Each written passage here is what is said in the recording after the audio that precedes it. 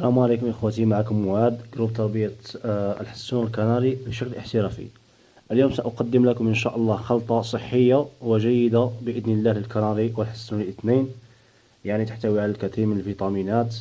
الأدوات المستعملة إن شاء الله قطعة جزر نربيوها مليح، نقوم بفركها هكذا مثل ما ترون، ونأتي بالعسل الحر وخلطة الكامي وقطعة خبز، يعني قطعة خبز يابسة هكذا مثل ما ترون جافة، ونقوم بعمل الجزرة أول شيء، ثم إن شاء الله نأخذ ملعقة من خلطة البذور، ملعقة من خلطة البذور مثل ما ترون.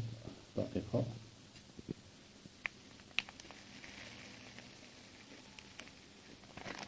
هكذا إخوتي أقوم بوضعها بهذا الشكل. نأتي بقطعة الخبز الجافة ونقوم يعني طحنها بيدينا هكذا، لأنها تحتوي يعني على الليفير أو يعني الخمارة مثل ما نقول، وهي مفيدة إن شاء الله للمائدة تاع الطائر. هكذا بالقطع إخوتي، قطعة صغيرة. ونأتي بالعسل، العسل الحر ما شاء الله هكذا، ونقوم بوضع نصف ملعقة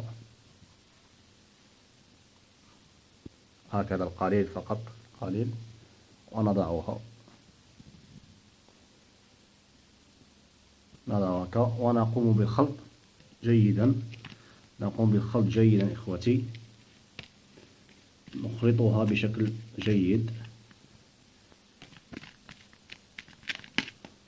نقوم بالخلط جيدا، ونقدمها إن شاء الله هكذا مرة في الأسبوع للكناري أو الحسون. ستقوم بإعطائهم إن شاء الله النشاط، وأيضا يعني تساعد في تجهيزهم لشهر التزاوج إن شاء الله. وإن شاء الله تكونوا استفدتوا، والسلام عليكم ورحمة الله تعالى وبركاته.